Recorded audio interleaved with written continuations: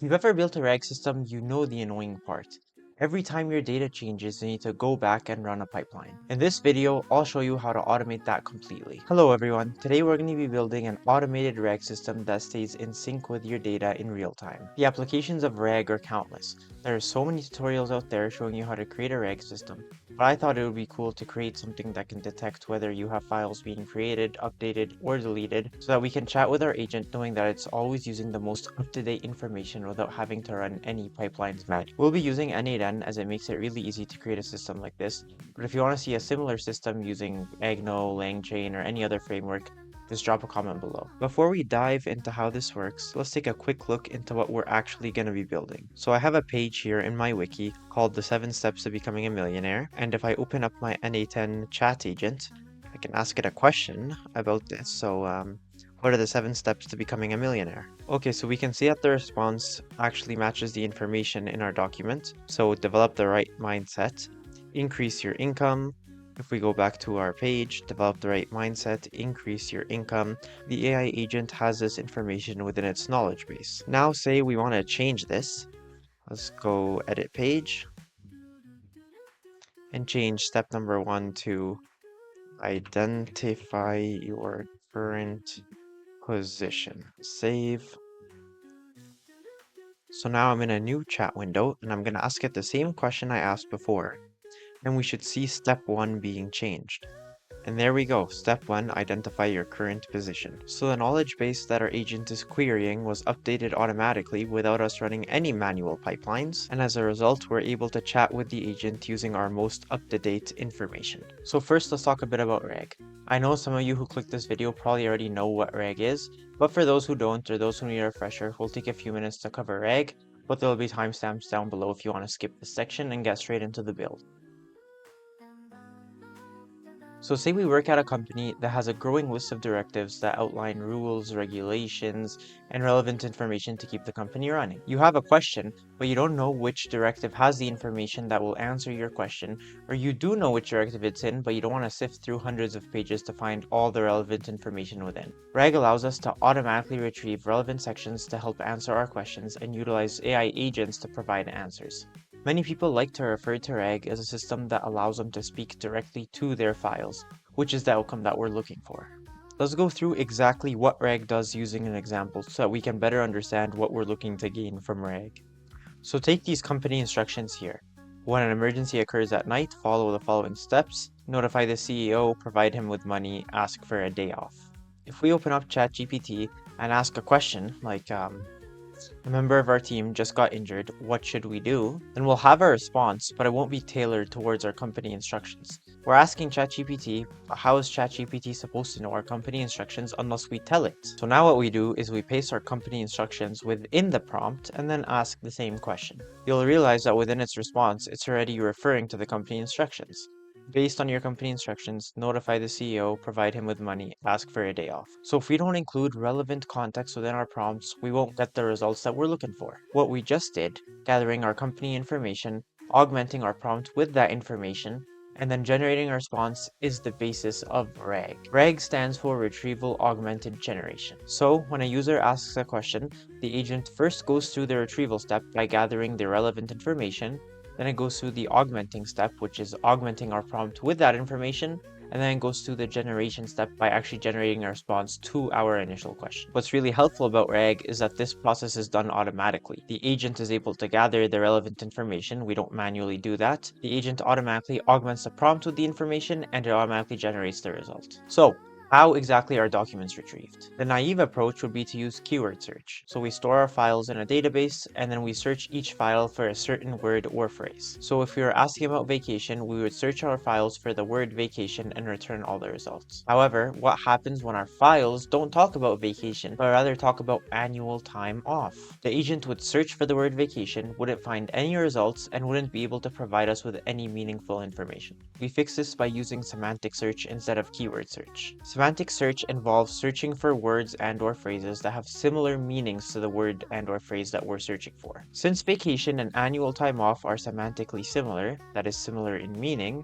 using semantic search would allow us to reference the correct information in order to answer our question. The basis of semantic search revolves around vector embeddings. When we embed text, we're transforming it from character form to vector form. The value of representing our data in vector form is that similar words will be represented by vectors that are close to each other. And we can use math to compute the distance between two vectors, allowing us to find out how similar two words and/or phrases are to each other. So let's take a look at this image right here from SingleStore. When we turn text into a vector, this is what it could look like. We can see here two vectors being relatively close to each other because they're representing similar phrases. Develop and create vector embeddings. In our example, these vectors could represent vacation and annual time off. However, if we wanted to embed the phrase pets in the office, that might create a vector that looks like this one right here, which is far away from our first two vectors, meaning that these words and our phrases are semantically different. We don't usually embed entire documents. Instead, we chunk our documents, meaning to split our documents up into many pieces, and then we embed each one of those chunks. There are many reasons as to why we do this, but to highlight just one, if we find a piece of relevant information that we'd like to augment our prompt with, we wouldn't want to add the entire file to our prompt, as that might blow up our context window. Instead, we should just take the chunk that actually represents the relevant information we're looking for and augment our prompt with that. So, to summarize, we take a document, we chunk it, we embed each one of those chunks. When a user asks a question, we embed their question and we take its vector representation and compare it to all of our other vectors. We find the closest ones, use them to augment our prompt, and then generate a response. Alright, so now that we understand what RAG is and why it matters, let's jump into actually building this thing. So for this example, I'm using Wiki.js. You can use any system as long as it tracks version history or emits an event anytime there's a creation, an update, or a deletion happening within your database. I used Wiki.js because it's very easy to set up in a Docker container and it allows you to start right away. I'll add a link to their docs down below if you want to follow along. So let's open n8n and let's create a brand new workflow. We'll start off with a Postgres trigger. So any workflow needs to start with a trigger. So first we need our credentials. So this is where you're going to connect to your database. So for me, this is just a local host database. The database name that you have when you set up Wiki.js. For me, it's Wiki.js dev, your username, your password, and let's just test the connection. Successful. And let's actually just give this a name real quick. So the trigger we're creating right now is for when a new page is added to our wiki. So it's going to be a table row change event. The schema will be from the public schema. For Wiki.js, there's a table called pages in which all of your pages are stored. So right here, and we're looking for insert. So anytime a page is inserted into our pages table, we want to be notified. Okay, so next thing we want is an edit fields node. So click the plus sign, go edit fields, and let's just connect the two. And we want to have some sample data to work with here. So let's just run this trigger real quick, and let's add a page. And we'll just call it test trigger.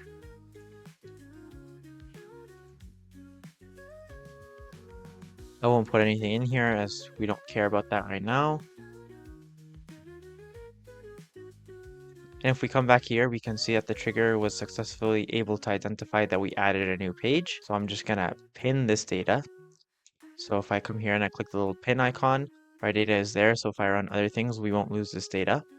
So now I come to the edit fields, and here we want to extract the information that we actually care about. So we'll go manual mapping. We should capture page ID, as when we update a page, we want to delete its embeddings and create new ones. So we should have some way to know what page these embeddings belong to. So payload ID, that's the page ID, and I'll call it that as well. We also want the content on the page. This is what we're actually going to be embedding. So I'll grab the content. We also want the title of the page and the description of the page. So the title and the description, which we left blank for now. Execute step. Okay, so now we've extracted the ID, the content, the title, and the description. So once we've detected that a page has been added and we've extracted the information we want, it's time to actually chunk and embed. So we'll be using Pinecone as our vector store for this example. You can use any vector store you want, but Pinecone has a pretty good free tier that'll allow us to do this really quickly. So Pinecone vector store, and we'll choose add documents to vector store. So we need to create an API. So I already have one, but we can create a new credential. So we need an API key. So for that, you can go into Pinecone, create an account, log in, and then come down here to API keys and create a new API key. I'll give it wiki.js YouTube. And I'll copy my key, make sure to store this somewhere. I'll come back to the workflow. So we need to actually create a new one. Create new credential. I'll put in the API key there, and I will call it Pinecone YouTube. Save. Connection tested successfully, so we're good. And we want to insert documents, as we'll be inserting our embeddings. Pinecone index, so let's create an index here. So this is where our data is actually going to be stored, so I already have to, but I'll create an index. I will call it wiki.js YouTube, and then we'll go with the text embedding 3 small option. It's important that our dimensions match the dimensions that we're going to choose in n8n, so keep a note of this. We'll set it to 1536. Serverless, AWS, this is the only region available to me. Okay, create. I'll go out of that and come back in. We can see that I have a new index here. I'll choose that, and we can proceed. So we need to select our embeddings model. So that is what LLM will be used to actually create our embeddings for us. So we'll be using an OpenAI model. And again, you need to create an API key. So I already have one, but I'll go create new credential. And if you come here, platform.openai.com/API keys, you can create an API key. You'll have to fund your account. So I put in $10 a long time ago, and I still have probably over $9. So it's not that expensive to do this, but you do need to load your account with money if you want to use the models hosted by OpenAI. You can choose another model provider in n8n, but you'll need an API key for whichever provider you choose. So we'll create new secret. We'll call it wiki.js YouTube and create secret key. I'll copy my key, come back to n8n, API key, paste, and looks good. Save. Testing successful. We got our credentials set up. The model, we need to make sure we choose the same one. So in Pinecone, we chose text embedding 3 small, so we'll make sure the same one is selected here.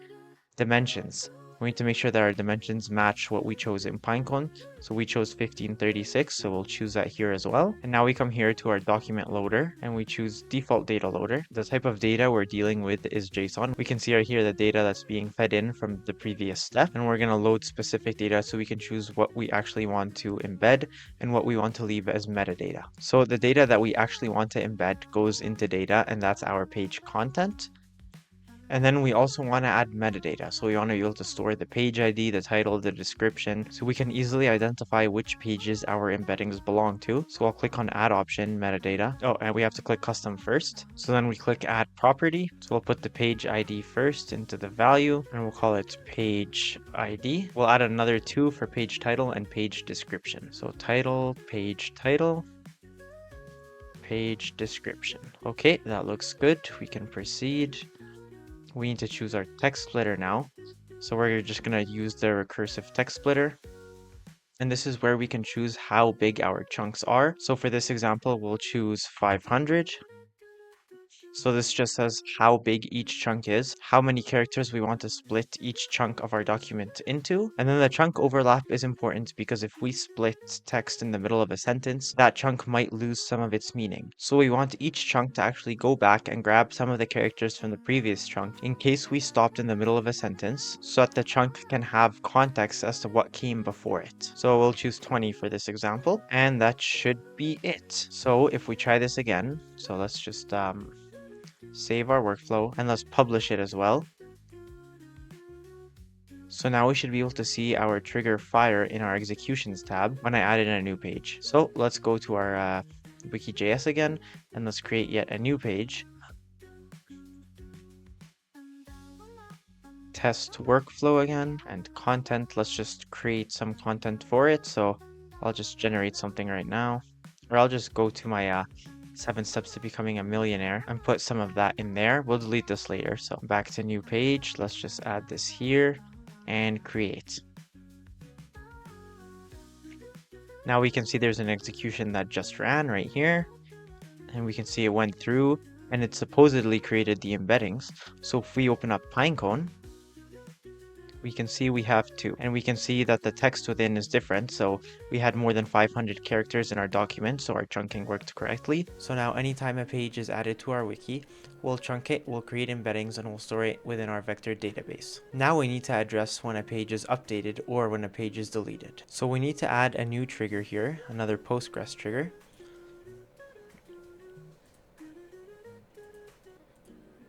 We'll use the same credentials. We're also listening for table row change events, but this time we're interested when a document changes. So with Wiki.js, how that works is there's a table called page history. So when we update a page, a record will be added within the page history table, and that's how we'll know when a page has been updated. So we'll select the table here, page history, and we're looking for insert events again. And let's name our triggers. And this one will be page added. So when a page is added to page history, we want to go grab the most recent page. So if we actually take a look at the page history table, we see that there's a column called page ID, which tells us which page was updated. So we can use this ID to grab the page that was updated from the pages table. So if we come back to n8n, we can search for Postgres again. And we'll look for select rows from a table. And the table that we're looking for is pages. There would only be one page with this primary key, but we'll change the limit anyways to 1. And so we're going to search for our page. So we're going to select ID since we're going to be using the page ID. And we'll say equal to, and let's actually run this command so that we have some variables here to play with. So we'll run this and we'll update one of our pages. I have a page here called test workflow. So I'll click on that and let's edit this page. Save. Oh, and I waited too long for this. Let's just run this trigger. And I'll put some exclamation marks. Save. And we see that it was able to detect that update. And we see here this page has been edited. So let's just pin our data again. And then let's run our select rows from a table. And we'll put the page ID as the value for the ID. So page ID here, drag it over, execute step, and there we go. We're able to select the page from our pages table. So the first thing we want to do is delete all of the embeddings related to this page and create new ones and insert them into our vector store. So if we come here to the Pinecone docs, we can see exactly how to do that. We can send an HTTP request to delete all of the vectors that are related to a certain page. We just need to make sure that we pass our API key as a header, the content type as application JSON, the Pinecone API version, and then we can filter here and we'll use our page ID to target all of the embeddings for a certain page. So we'll come here and we'll add an HTTP request. It'll be a post request.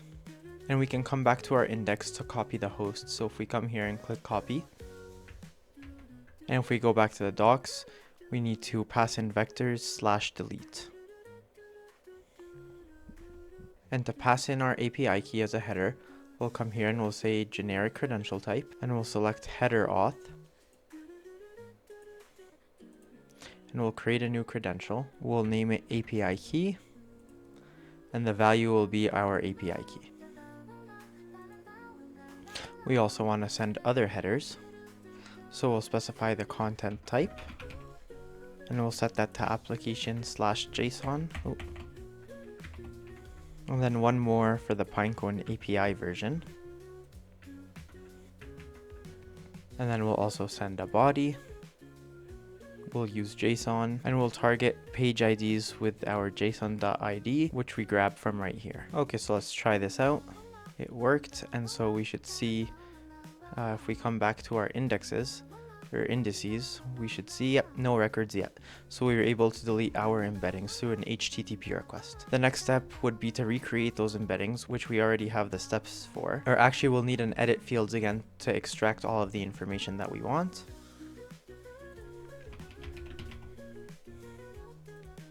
So we want the page ID, which will be a number. And again, we'll want the content, the title, and the description.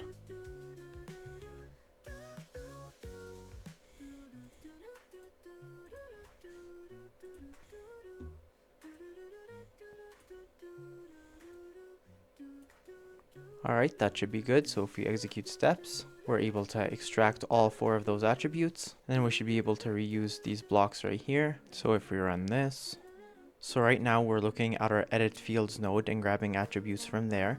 But you'll see that we have edit fields and edit fields 1. So we don't want to reference a specific block, but rather use the block that is just before our pinecone vector store. So what we can do is just use json.pageContent, for example, instead of actually referencing which one, and that'll use the most recent block. So we can change data to just json.pageContent, and similarly for the rest of our attributes, or for our metadata. So json.pageID, json.pageTitle, and json.pageDescription, and this will just make sure that regardless of whether we're updating or inserting a page, we'll be able to reference the correct attributes. And there we go, now it's running. Okay, let's check our index. And there we go. This page has been edited, exclamation marks. So the final step is to handle the deletion case in case we completely delete a page. So we'll add a trigger. We'll look for our pages table again. And this time we're looking for delete. So we'll copy over the HTTP request that we created earlier. And let's just run this so we have some data to work with. So I'll run the trigger and let's go and delete this page. We'll see that it picked up on it. Let's just pin our data real quick. And we'll just change this from json.id to the ID we have here, which is json.payload.id. And if we run this, we should see, there we go. These were deleted. Let's just refresh to make sure. There we go. And we can rename this to page deleted. And we should be good to go. So the final thing we need to do is build an agent that has access to our vector store and can answer our questions based on the documents within. So first, let's just save this real quick and publish again. And now let's create a brand new workflow and we'll call it wiki agent. And this time we'll start our workflow when the agent receives a chat message, and we'll customize our initial message here. And then we'll add an AI agent node. We'll use the connected chat trigger node for our prompt, so whatever the user sent in.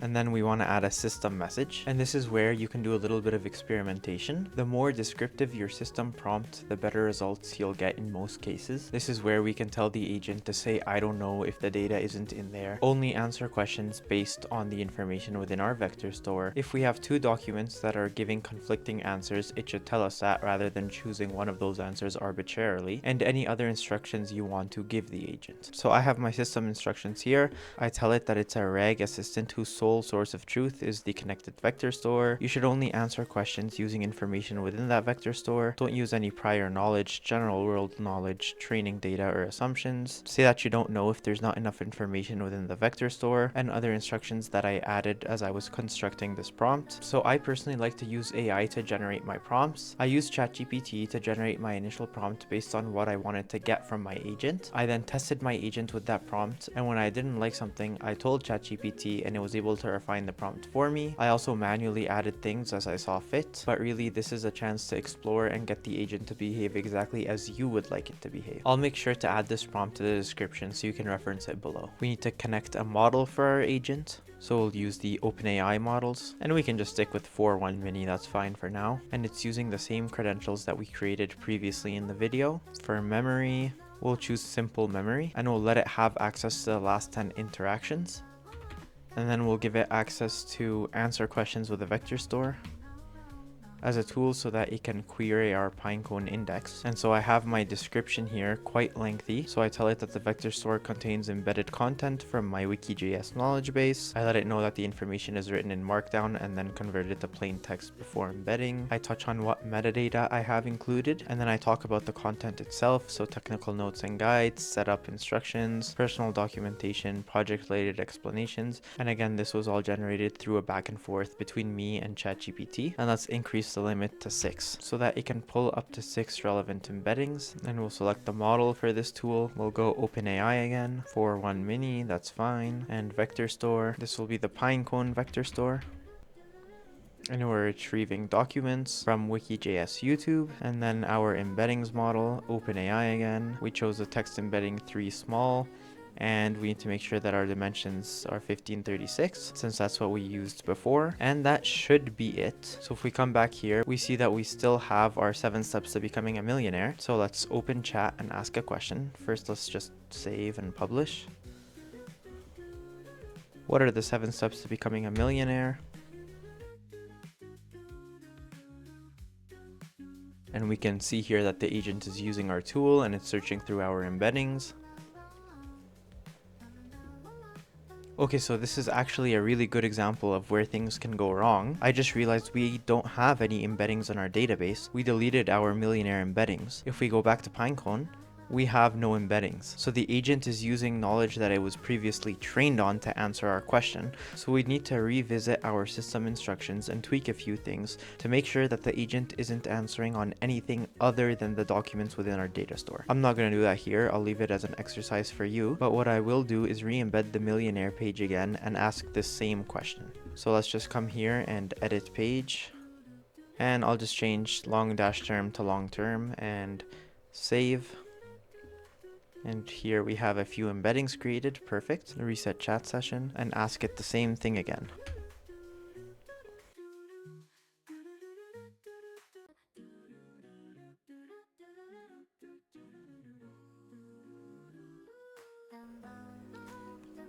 Perfect. Identify your current position, increase your income. Identify your current position, increase your income. So our agent is able to query our embeddings and find the most relevant embeddings and answer our question based on that data. The final thing we'll do is ask it the same question but within the hosted page, as it's a lot cooler. So if we come here and we click on our URL and we open up a new tab and we paste, we see here that we have a dedicated chat window just to speak with our agent. So let's ask the same question again.